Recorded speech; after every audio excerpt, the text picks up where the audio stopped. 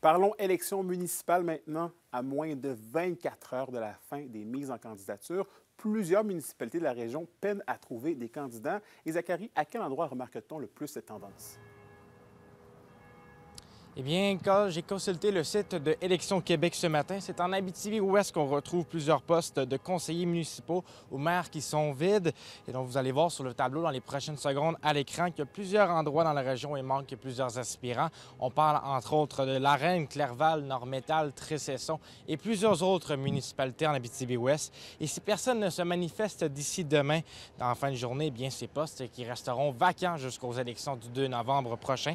Cette situation qui peut affecter le fonctionnement des conseils municipaux. Mais Élections Québec, il y a un processus bien précis dans ce genre de situation. On écoute une porte-parole. Lorsque, il n'y a aucune candidature pour un poste, la loi prévoit que l'élection devra être recommencée à ce poste-là. Donc, cette élection-là devra se tenir d'ici 4 mois, donc début février 2026.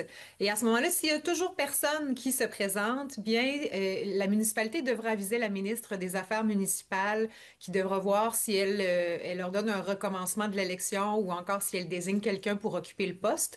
Et pendant ce temps-là, bien, c'est la personne qui était en poste avant l'élection qui demeure en fonction jusqu'à ce que quelqu'un d'autre. Bon, Zachary, ça c'est une chose, mais un autre défi de taille pour les municipalités, c'est la grève chez Poste Canada. Ils vont devoir trouver d'autres façons d'informer les électeurs sur les détails entourant le vote. Effectivement, Anthony, c'est le directeur général des élections hier qui en a fait cette demande parce que les électeurs ne peuvent pas recevoir leur carton avec les informations du vote, par exemple l'endroit du scrutin, s'ils sont bien inscrits sur la liste électorale. Et à Val-d'Or, Rouyn-Noranda et Ville-Marie, on m'a mentionné qu'ils ont examiné encore plutôt les différentes options à la suite de ce développement. Et du côté de la ville de La Sarre, où le nombre d'électeurs est moins gros que les autres villes plutôt, ils ont décidé de choisir eux-mêmes de distribuer les avis avec l'aide de ses employés et même avec l'aide des pompiers volontaires ou des journaliers. Ils ne donneront pas de carton, mais opteront pour des affiches un peu partout dans la ville. On écoute. En fait, comme on est tenu de faire la liste électorale à chaque année, on a décidé d'offrir du surtemps à nos employés afin de distribuer nous-mêmes les avis d'élection pour s'inscrire sur la liste.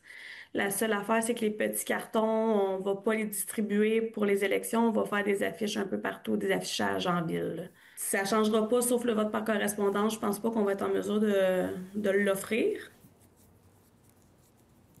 Reste à voir si la grève chez Poste Canada plutôt prendra fin bientôt. L'envoi des cartons qui pourrait se faire à temps. Parfait. On suit donc le tout. Merci beaucoup, Zachary.